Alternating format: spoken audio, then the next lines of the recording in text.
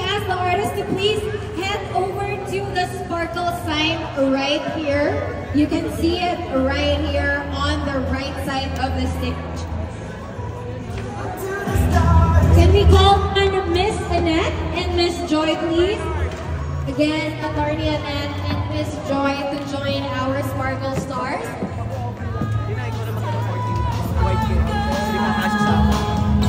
Let's just make some way and ample space for our stars to get ready and take their photo right here.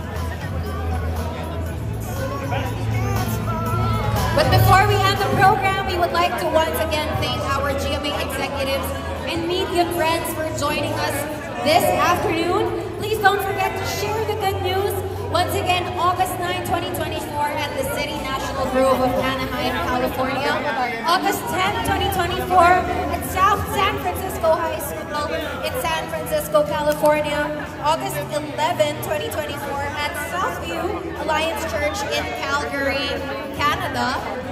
August 17, 2024 at Bathurst Street and Wilson Avenue, Newport in Toronto, in Toronto, Canada. And September 1, 2024 at the Hikiriga Kauka, sabi ni Kenchan kanina Park, Nerima City and Tokyo, Japan. Sparkle World Tour is produced by Sparkle GMA Artist Center together with Sky Beverly Hills, Black Entertainment, Bursa Enterprises, V-Fonts Productions, Taste of Manila, Society of Philippine Artists, Recreation and Community, and One Network, in partnership, of course, with GMA Pinoy TV. We would also like to extend our gratitude to our sponsors and event partners who made this event possible. Our sponsors, Lux Slim, Avignon, Philippine Airlines, our event partners, Nice Print Photo, Belmont Hotel, McDonald's, Half Chan, Goldilocks, House of Lee, Kakanin Buffet, Grazing Tables by Cadence, MPB Crafts, Hardin Descents, Active White, Limeworks, Life Size Letters, Matrix Creation Events as well. Also to our concert co-producers, Bursa Enterprise, VA Fonts Production.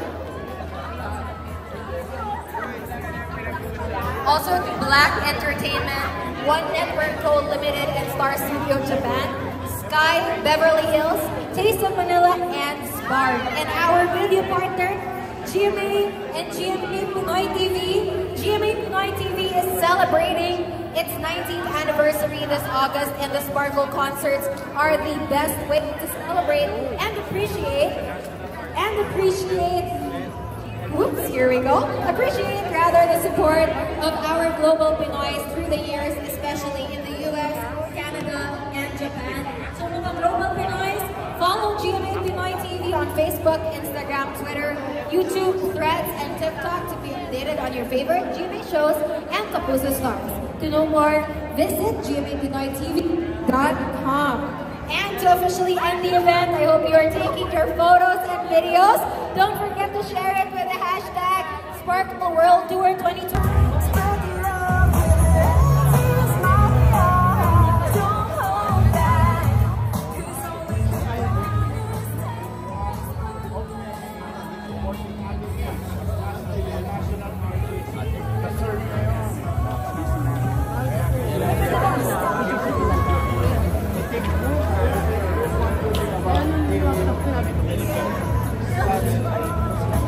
Invite lang.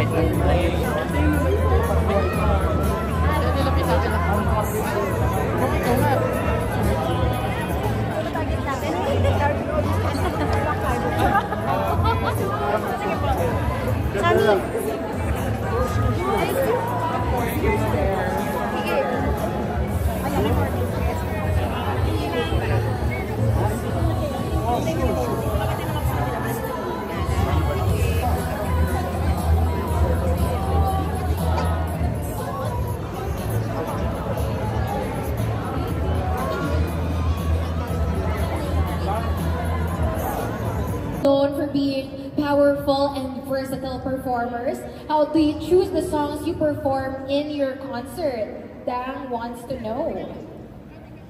Ako muna. Okay, Julie, take it away. Ako, for me, it's really important that we're hands-on dun sa mismo nga repertoire or yung mga songs na kakantahin namin. So, ako personally, I chose yung mga talagang malalapit sa puso ko. Especially, napakainit din kasi ng pagtanggap sa atin ng Global Pinoys. Saang mga lupalop ng mundo. So, ako, sobrang excited talaga ako whenever I perform for our fellow kababayans abroad. Kasi gusto ko na, alam mo yun, nadadala ko yung Pilipinas sa kanila. Or like, dinadala ko sila again sa kanilang mga tahanan sa Pilipinas. So, I'm gonna be singing some of my favorite songs. More OPM songs. More OPM, yes. Okay. That's good to know. So thank you so much, Julie. Thank you. What about you, Raver? How do you choose naman?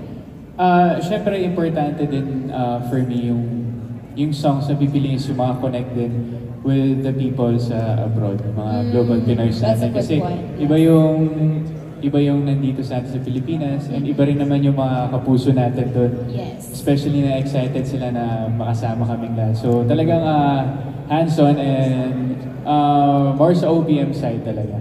Para dinadala mo yung Pilipinas papunta sa kanila. So more OPM na Tagalog. Yes, and of course, magiging solid yung mga prod numbers, especially pag may duet kami ni Jules, kasi hands-on si Jules pag may mga duets kami. So napag-usapan niyo ding dalawa kung anong song choices niyo sa duets niyo? Yes. Yes. Okay. Oo. Bakit naman ito? But yeah, okay, thank you so much. So ayan, Dang, nasaan ka man? I think she's in Japan right now.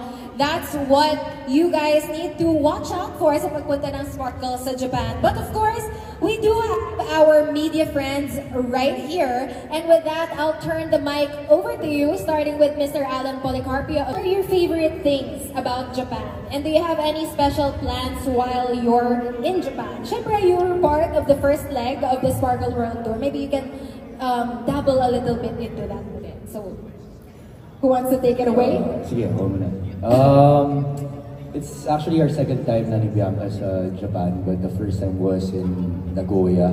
So ngayon na nasa Tokyo kami, we always love to parang maghanap ng mga best coffee shops or mga brunch place. So yun yung nilook forward namin. I mean, other than dun of course sa show.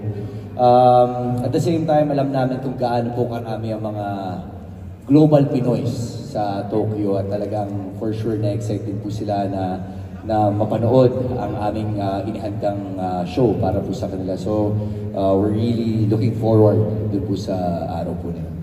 Okay, Bianca? Ayun. Our favorite things about Japan, siguro first is that Japan is actually the first country that Ru and I traveled to. When we started being in the relationship. So, I look forward to going back there with him, of course, and maybe revisit yung ibang mga spots na napuntahan namin. And yes, he has mentioned na ang thing namin ni Ruru, every time we go to another country, is that we look for that, yung mga hidden coffee shops in the area where we are, or, you know, we love walking and just randomly going to places without really an itinerary for the whole day. So, ganun kami mag-travel. But of course, again, this is also my first time performing in Japan. So, thank you so much po Sparkle and GMA for giving us this opportunity. So, I also look forward to being able to bond and to see kung gaano kainit yung pagtanggap at kung paano yung Filipino community naman natin doon sa country na yun. We were so happy that we were able to meet the Filipino community naman in Canada in the first leg. So, ngayon naman, dito naman tayo sa Japan. Ayan. So, still may mga firsts pa din sila sa Japan. First time performing, I think, for a lot of them. Thank you, Ruru and Bianca. And this